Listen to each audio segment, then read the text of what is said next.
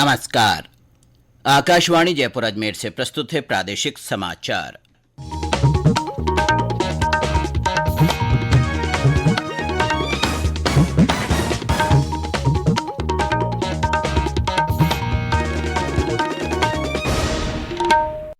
मुख्य समाचार। दीपोत्सव की श्रृंखला में उल्लास के साथ आज अधिकांश स्थानों पर गोवर्धन पूजा और अन्नकूट के आयोजनों की धूम। उप मुख्यमंत्री दिया कुमारी ने कहा, प्रदेश में पर्यटन विकास के लिए नए पर्यटन स्थल तैयार करना और तकनीक को बढ़ावा देना जरूरी। कुंभलगढ़ में राज्य का छठा टाइगर रिजर्व बनाया जाएगा। और प्रदेश में अधिकतम और न्यूनतम तापमान में गिरावट दर्ज, कुछ स्थानों पर सुबह शाम हल्की सर्दी का एहसास बढ़ा।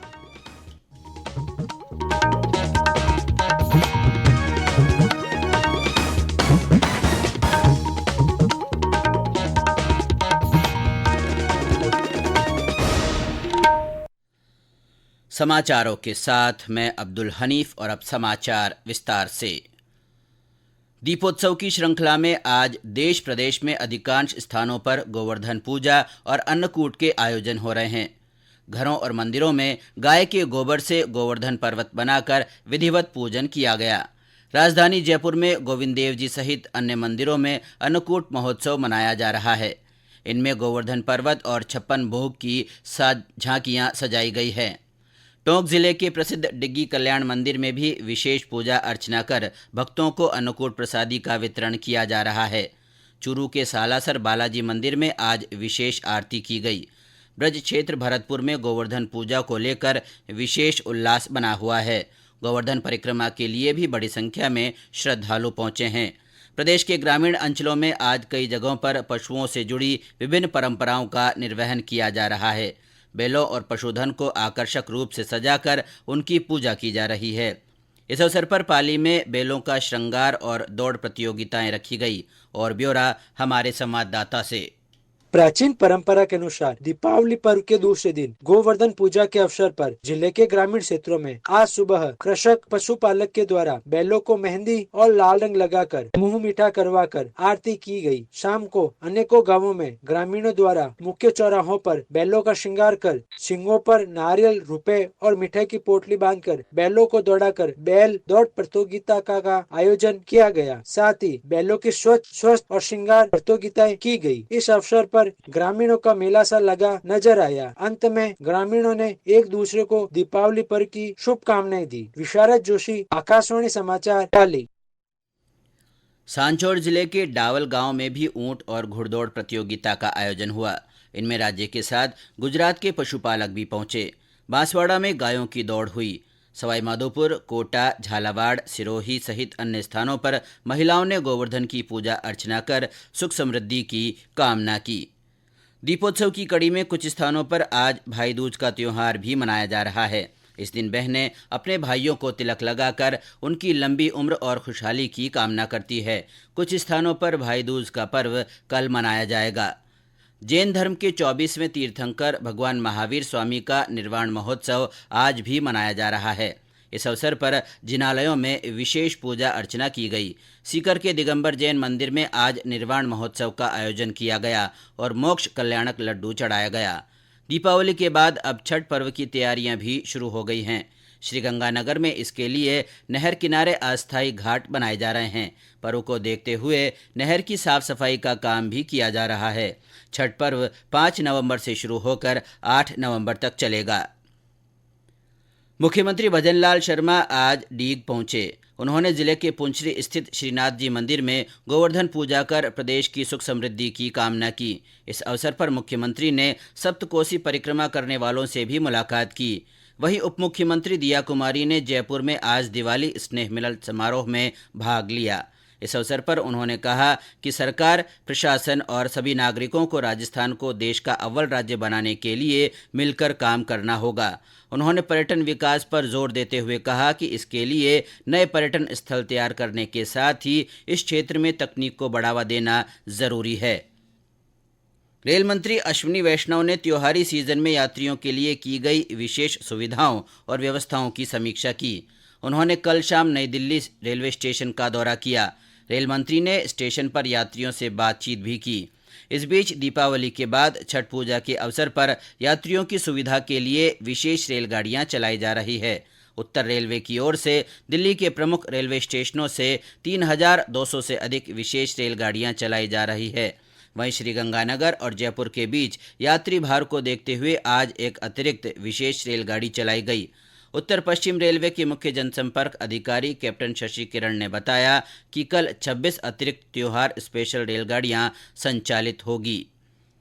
ये समाचार आकाशवाणी जयपुर अजमेर से प्रसारित किए जा रहे हैं। दिवाली स्नेह मिलन और शुभकामनाओं के आदान प्रदान के सिलसिले के साथ ही उपचुनाव वाले क्षेत्रों में प्रत्याशियों का जनसंपर्क भी जारी है।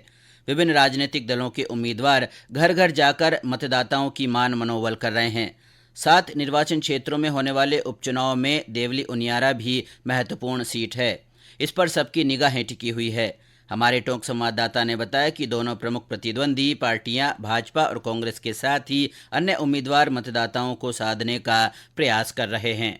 देवली उनियारा विधानसभा उपचुनाव की तिथि जो नजदीक आती जा रही है, उम्मीदवारों का जनसंपर्क भी बढ़ता जा रहा है। 13 नवंबर को होने वाले उपचुनाव में देवली उनियारा विधानसभा सीट के से 8 उम्मीदवार मैदान में हैं और अपना भाग्य आजमा रहे हैं। इस सीट पर भाजपा के राजेंद्र गुर्जर, कांग्रेस के कस्तूर चंद मीना व निर्दलीय नरेश मीणानी त्रिकोणीय संघर्ष होने की संभावना है। टोंक जिला मुस्लिम बाहुल्य होने से निर्दलीय प्रत्याशी के रूप में शकीकुल रहमान भी अपना भाग्य आजमा रहे हैं। अशोक शर्मा, आकाशवाणी समाचार के लिए टोंक से।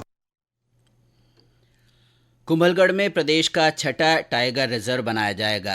राष्ट्रीय बाघ संरक्षण प्राधिकरण ने इसकी मंजूरी दे दी है। शुरुआती चरण में इस क्षेत्र में 4 बाघ लाए जाएंगे। इस रिजर्व का क्षेत्र 1397 वर्ग किलोमीटर का होगा।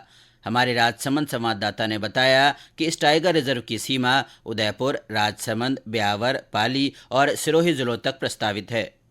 10 सदस्यीय टीम की रिपोर्ट के अनुसार यह टाइगर रिजर्व करीब 1397 वर्ग किलोमीटर क्षेत्र में प्रस्तावित किया गया है, जो उदयपुर, राजसमंद, ब्यावर, पाली व सिरोही जिलों के हिस्सों में फैला होगा। राष्ट्रीय बाघ संरक्षण प्राधिकरण ने अगस्त 2023 में कुंभलगढ़ को टाइगर रिजर्व बनाने के प्रोजेक्ट को मंजूरी दी थी। जानकारी के अनुसार इस क्षेत्र में प्रारंभ में 4 बाघ लाए जाएंगे, जिन्हें 2 साल तक वन विभाग के ऑब्जर्वेशन में रखा जाएगा। कुंभलगढ़ के टाइगर रिजर्व बनने के बाद न केवल क्षेत्र में पर्यटक बढ़ेंगे, बल्कि स्थानीय स्तर पर रोजगार के अवसर भी बढ़ेंगे। दिनेश सोत्रीय, आकाशवाणी समाचार, राजसमंद। अंतर्राष्ट्रीय ख्याति प्राप्त पुष्कर महोत्सव के तहत आज पशु मेले की शुरुआत हुई। ऊंट, घोड़ों और अन्य मवेशियों के साथ पशुपालकों का मेला मैदान पर पहुंचने का सिलसिला जारी है। पशुपालक विभाग के संयुक्त निदेशक डॉक्टर सुनील घिया ने बताया कि पशु और पशुपालकों को प्रशासन की ओर से कई तरह की सुविधाएं दी जा रही है। मेला मैदान पर 4 नवंबर को पशु चौकियां स्थापित की जाएंगी। अतिरिक्त जिला मजिस्ट्रेट गजेंद्र सिंह सहित अन्य प्रशासनिक अधिकारियों ने आज मेला क्षेत्र की व्यवस्थाओं का जायजा लिया। 9 नवंबर को झंडारोहण के साथ धार्मिक मेले की औपचारिक शुरुआत होगी। चित्तौड़गढ़ भीलवाड़ा राष्ट्रीय राजमार्ग पर हुए एक सड़क हादसे में एक बुजुर्ग दंपत्ति की मृत्यु हो गई। हादसा मेडीखेड़ा फाटक पुलिया पर तेज रफ्तार से आ रही कार की टक्कर से हुआ। दोपहिया वाहन पर सवार पति पत्नी पुलिया से नीचे गिर गए और उन्होंने मौके पर ही दम तोड़ दिया। वहीं भीलवाड़ा जिले के आसिंद क्षेत्र के नारायणपुरा गांव में एक फैक्ट्री में बॉयलर फटने से 2 मजदूरों की मौके पर ही मौत हो गई। दुर्घटना में कारखाने की छत भी गिर गई। इस हादसे के बाद पूरे गांव में शोक की लहर है। उधर बाड़मेर के सनावड़ा गांव के पास मोटरसाइकिल सवार 2 युवकों की एक कार से टक्कर के कारण मृत्यु हो गई। वहीं बीकानेर के लोणकरण क्षेत्र में मोटरसाइकिल और पिकअप की आमने सामने की टक्कर में 2 लोगों की मौत हो गई। नागौर के डीडवाना में एक कार के पलटने से 5 लोग घायल हो गए। इनमें से 2 की हालत गंभीर बनी हुई है। घायलों को बांगड़ के सरकारी अस्पताल में भर्ती कराया गया है। प्रदेश में अधिकतम और न्यूनतम तापमान में गिरावट दर्ज की गई है। हालांकि कुछ स्थानों पर तेज धूप का असर है तो कहीं कहीं सुबह शाम हल्की सर्दी का एहसास बढ़ गया है। आज सीकर और हनुमानगढ़ के संगरिया में न्यूनतम तापमान 15.5 डिग्री सेल्सियस रहा। भीलवाड़ा, धौलपुर, बारां, करौली और श्रीगंगानगर में न्यूनतम तापमान 17 डिग्री सेल्सियस के आसपास दर्ज हुआ। बाड़मेर में अधिकतम तापमान 37.8 डिग्री सेल्सियस रिकॉर्ड किया गया। वहीं कल के मुकाबले यहां अधिकतम तापमान में गिरावट आई है। मौसम केंद्र जयपुर से मिली जानकारी के अनुसार प्रदेश में 7 नवंबर तक मौसम शुष्क रहने के आसार हैं और तापमान में ज्यादा बदलाव की संभावना नहीं है। केंद्रीय पर्यटन मंत्री गजेंद्र सिंह शेखावत ने आज जोधपुर के महेंद्र राठौड़ को अंतिम विदाई दी। श्री राठौड़ की पिछले दिनों कांगो में मृत्यु हो गई थी। श्री शेखावत के त्वरित प्रयासों से उनकी पार्थिव देह को भारत लाया जा सका। गौरतलब है कि श्री महेंद्र के परिजन ने केंद्रीय मंत्री शेखावत से मदद की गुहार लगाई थी। श्री शेखावत ने आज महेंद्र के पैतृक निवास जाकर उन्हें श्रद्धा सुमन अर्पित किए और परिजन को संबल दिया। भारत की कृषा वर्मा ने अमेरिका के कोलोराडो में अंडर 19 विश्व कप मुक्केबाजी चैंपियनशिप में स्वर्ण पदक जीता है। हालांकि स्वर्ण पदक की दौड़ में शामिल 5 अन्य भारतीय मुक्केबाज अपने अपने फाइनल मुकाबलों में हारकर स्वर्ण पदक से चूक गए। कृषा ने जर्मनी की लेरिका को 5-0 से मात दी। वहीं 48 किलोग्राम महिला वर्ग के फाइनल में चंचल चौधरी इंग्लैंड की रूबी वाइट से हार गई। इस वर्ग में भारतीय मुक्केबाज को अयोग्य घोषित कर दिया गया, जिसके कारण उन्हें रजत पदक से संतोष करना पड़ा।